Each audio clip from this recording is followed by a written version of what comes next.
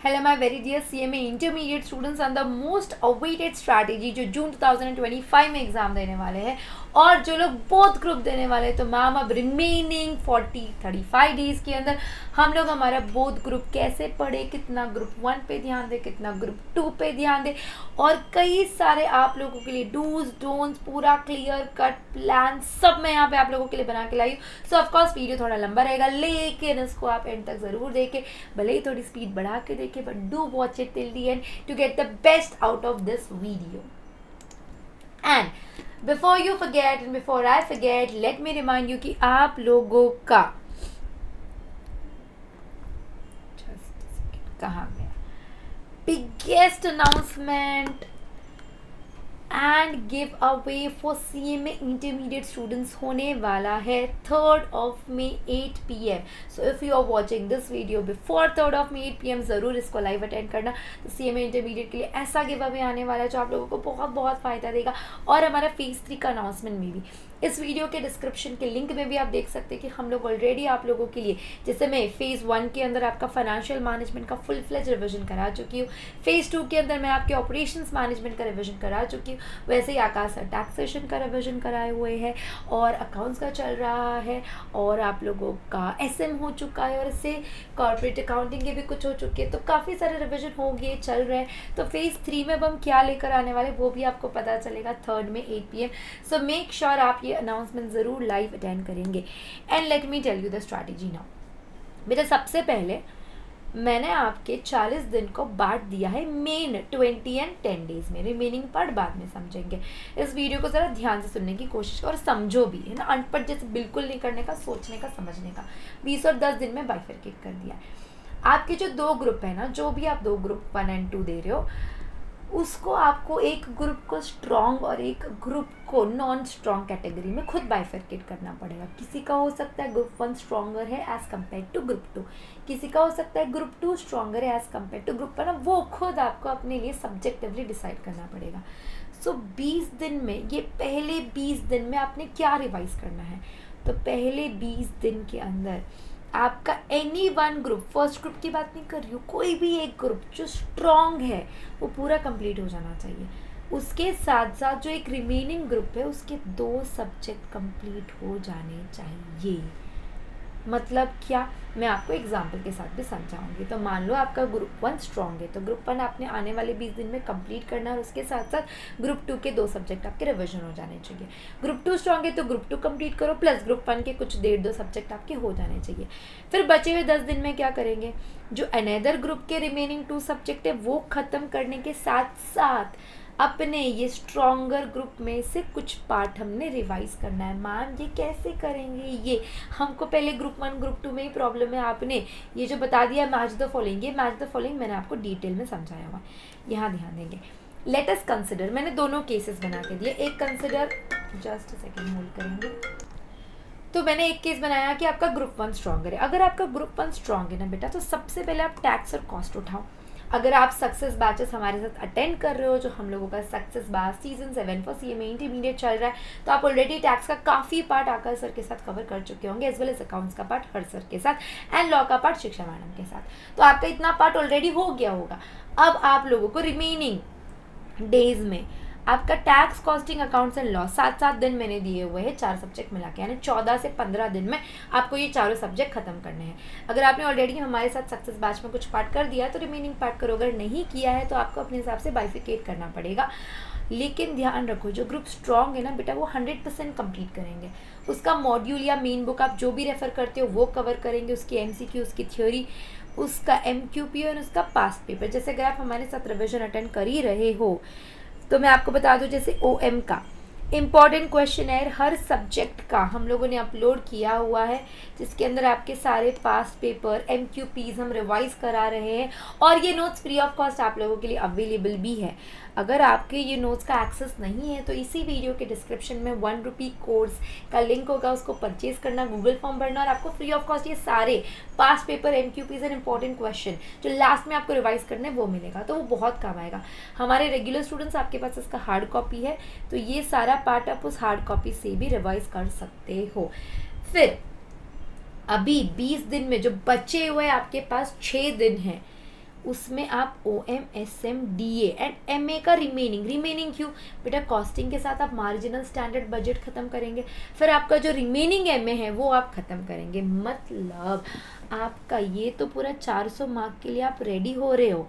ये आपका O M S M 100 mark, M A आपका 100 मार्क और डी ए आपका 20 मार्क्स पकड़ लो, चलो विदाउट ऑप्शन। तो आप लोग 620 मार्क्स के लिए पूरे 20 दिन में रेडी होने चाहिए। ऐसी आपको स्ट्रैटेजी बनानी है। जो ग्रुप स्ट्रांग है उसका सब रिवाइज करेंगे।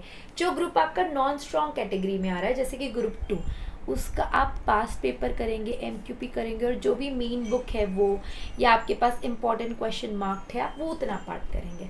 फिर जो आगे के 10 दिन बच रहे उसमें क्या करें बेटा, रिमेनिंग सब्जेक्ट जैसे एफएम बचा हुआ है, अकाउंट्स बचा हुआ है, ऑडिट बचा हुआ है, ये रिवाइज करने के साथ साथ आप ग्रुप 1 से कोई भी 2 subject, any 2 subject, it can be costing, it can be law, it can be accounts, any subject which you like, जो आप लोगों को और कॉन्फिडेंस देगा।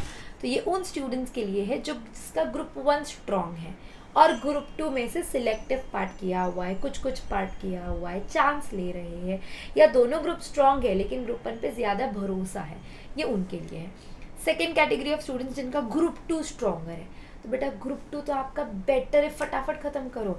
एफ एम डी ए 4 दिन में उड़ाओ। एफ एम अगर आपने मेरे साथ खत्म किया है तो सिर्फ रिमेनिंग टॉपिक्स उड़ा, कुछ स्टार मार्क क्वेश्चन होंगे तो वो उड़ा। डी ए आप लोगों को रिवाइज करना है। ओ एम एस एम का ओ एम अगर आपने मेरे साथ खत्म कर दिया है तो सिर्फ रिमेनिंग टॉपिक उड़ाना है, स्टार मार्क क्वेश्चन करना है। एस एम आपने अगर प्रीवियस वीकेंड के वार में खत्म कर लिया होगा तो फिर से अभी दोबारा करने की ज़रूरत नहीं है। अकाउंट्स एंड ऑडिट में से अकाउंट के 2 टॉपिक हर सर आपके कवर करा चुके हैं। तो 4 दिन करके आपको 12 दिन में ये सब्जेक्ट्स उड़ाने हैं। अब एमए और कॉस्टिंग इकट्ठा पढ़ो क्योंकि एमए और कॉस्टिंग के 3 चैप्टर तो मर्ज ही है, मार्जिनल स्टैंडर्ड बजट। उसके अलावा remaining MA and remaining costing मैंने आपको टोटल 5 दिन दिए। मार्जिनल स्टैंडर्ड बजट मिला के आपका मुश्किल से 1 से 1.5 दिन लगेगा क्योंकि हम रिवीजन वाली कैटेगरी में, और फिर आप रिमेनिंग एमए को और कॉस्टिंग को आराम से कवर कर सकते हो। 5 के 6 दिन भी हुए तो कोई प्रॉब्लम नहीं है। प्लस अगर लॉ का आपको टाइम मिलता है लेबर लॉ या एथिक्स करने के लिए तो मैंने आपको 3-4 दिन उसके लिए अलग से निकाल के रखे हुए हैं। ये आपके 20 दिन का कैटेगरी है। लॉ का इंपॉर्टेंट पार्ट ही पढ़ो, लेबर लॉ पढ़ के लो, एथिक्स पढ़ के लो, जिसमें आपको कॉन्फिडेंस आता है, जो मार्क्स देते हैं वो करके लो, जैसे आकाश सर आपको स्ट्रैटेजी बताते हैं लॉ की। याद रखना जो ग्रुप स्ट्रांग है उसका अपने सब कवर करना चाहिए, मॉड्यूल, मेन बुक, पास पेपर, एमसीक्यू, एवरीथिंग। और जो ग्रुप आपका नॉन स्ट्रांग है जैसे ग्रुप 1, उसका इंपॉर्टेंट क्वेश्चन है करो, पास पेपर करो, एमक्यूपी करो। आखिरी 10 दिन में ग्रुप 1 का टैक्स बच रहा है, अकाउंट्स बच रहा है, लॉ का कुछ पार्ट बच रहा है वो। प्लस अब आप लोग ग्रुप 2 में से सिर्फ थ्योरी रिवाइज करेंगे, प्रैक्टिकल उठाओ मत। एसएम रिवाइज करो, डीए रिवाइज करो, टाइम बच रहा है तो क्या रिवाइज करेंगे, ऑडिट। बेटा ये इस तरीके से आप अपने 30 दिन आगे के निकालोगे। 30 डेज जब आप बोथ ग्रुप, आगे का भी बताऊंगी 10 दिन क्या करेंगे, जब आप बोथ ग्रुप के लिए जा रहे हो ना तो आपको इतना ध्यान देना है बेटा कि आपका एक ग्रुप हमेशा दूसरे ग्रुप से स्ट्रॉन्गर कैटेगरी में रहेगा। कौन सा है, कैसे एनालाइज करे, वो खुद को पता है। क्यों ये करना ज़रूरी है, क्योंकि गलती से God forbid, because you can not sail in towards that for sure, अगर आपका एक ग्रुप में मार्क्स कम आ जाते हैं तो दूसरा ग्रुप का अगर मार्क्स ज़्यादा है तो आप जानते हो कि सेट ऑफ के ज़रिए आपको क्या मिल सकते हैं, मार्क्स मिल सकते हैं। इसीलिए आप लोगों को एक ग्रुप स्ट्रॉन्ग रखना है ताकि अगर एक ग्रुप में कहीं भी कम पड़ जाए तो वो ग्रुप के मार्क्स इधर आ जाएंगे और आप पूरा इंटरमीडिएट क्लियर कर पाओगे। आपका स्ट्रॉन्गर ग्रुप जो है उसको 100% आपको क्या करना है बेटा, प्रिपेयर करना है। You have to prepare that group 100%। And जो आपका रिमेनिंग ग्रुप है उसमें आप थोड़ा सिलेक्टिव जा सकते हो, जैसे मैंने ओएम की स्ट्रैटेजी बनाई हुई है, अगर आपने नहीं देखी है तो देख लेना।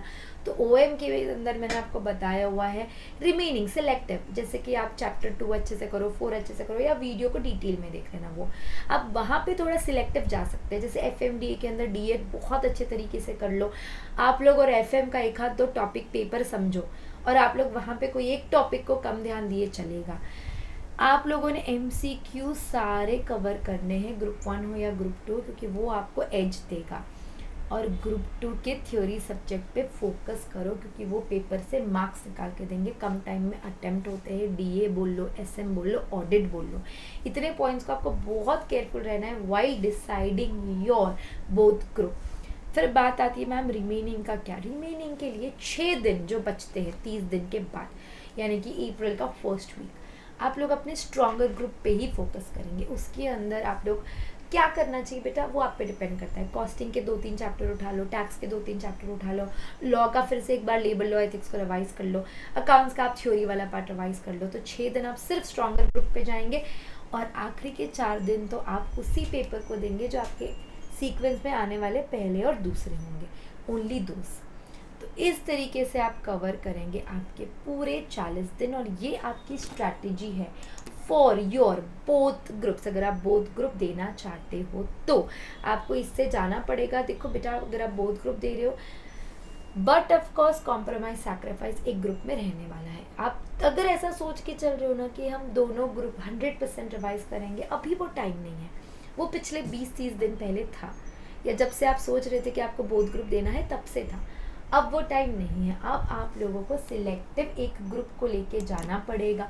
देखो, there are many years from which I am giving the strategies, I am teaching the student। आप जानते हो AAC is exclusive for CMA, हम सिर्फ CMA स्टूडेंट्स को पढ़ा रहे हैं, और CMA स्टूडेंट्स को पढ़ाते पढ़ाते उनके एक्सपीरियंस ले लेके हम ये बात समझ चुके हैं कि किस तरीके से स्टूडेंट बोथ ग्रुप क्लियर करता है। कई बार स्टूडेंट को सेट ऑफ का मदद मिलता है। तो अगर आप उस कगार पे हो कि आपने रिवाइज सब किया है, लेकिन ग्रुप दोनों ग्रुप दे या ना दे उस बात पे डर लग रहा है, तो दे के देखो। एक ग्रुप को ऐसे प्रिपेयर करो कि चाहे जो हो जाए वो ग्रुप तो आपका निकलने वाला है। ऐसा ना हो कि दोनों ग्रुप दे रहे हो दोनों में लटक जाए, वो कैटेगरी आपको नहीं लानी है। तो एक ग्रुप इसलिए मैं कहती हूँ इतना स्ट्रांग रखो कि व्हाट एवर हैपन ये ग्रुप में आप फेल नहीं होंगे। दूसरा ग्रुप आप लोग दे रहे हो सेट ऑफ के भरोसे, सिलेक्टिव पढ़ाई के भरोसे। अगर आपका रिविजन ठीक से नहीं हुआ है तो आप उसको ट्रायल एरर पे दे रहे हो सकता है, या हो सकता है दोनों परफेक्टली रिवाइज हो, तो बेटा आपको फिर कोई चांस लेने की ज़रूरत ही नहीं है। अगर ऐसे सिचुएशन में हो कि ग्रुप 2 या कोई भी एक ग्रुप देने में डर लग रहा है, पढ़ाई हुई है तो दो, कोई प्रॉब्लम नहीं है, दे के देखो। सेट ऑफ का बेनिफिट मिल गया तो वेल एंड गुड, नहीं मिला तो एक ग्रुप तो कम से कम पास हो रही हो ना। उस वजह से इंटरमीडिएट ही नहीं देना है, या हमको डर ही लग रहा है कौन सा ही ग्रुप दे, ऐसे सवाल मन में नहीं आने चाहिए। So this was your strategy for both group student. I hope ये आपको स्ट्रैटेजी बहुत ज़्यादा हेल्पफुल रही होगी। इसको आप फॉलो करेंगे 500%। आप आने वाले 40 दिनों में दोनों ग्रुप का रिविजन बहुत अच्छे तरीके से कर पाओगे। रिविजन करते हुए ध्यान देना है, सेल्फ स्टडी पे ध्यान दो, ग्रुप स्टडी पे मत ध्यान दो। मैंने एक शॉर्ट बना के डाला है कि कौन से मेडिसिन की आपको ज़रूरत है, वो ज़रूर देखिए आप। उसका भी मैं डिस्क्रिप्शन में डलवाती हूँ लिंक, ताकि आप लोग कुछ ऐसी चीज़ें जो निगेटिव है उसको अवॉइड करें और कम्प्लीटली फोकस करेंगे आने वाले दिनों पे। Once again reminding to you all कि आप लोगों का अनाउंसमेंट है phase 3 as well as biggest giveaway, जो जून 25 में ही मदद करेगा आपको, 3rd में 8 PM। So don't miss that announcement and lots of love everyone. Keep studying. If you want anything else, please put it in the comment box. Comment box में डालोगे तो उस पर मैं वीडियो बनाऊंगी. See you all. Lots of love. Bye.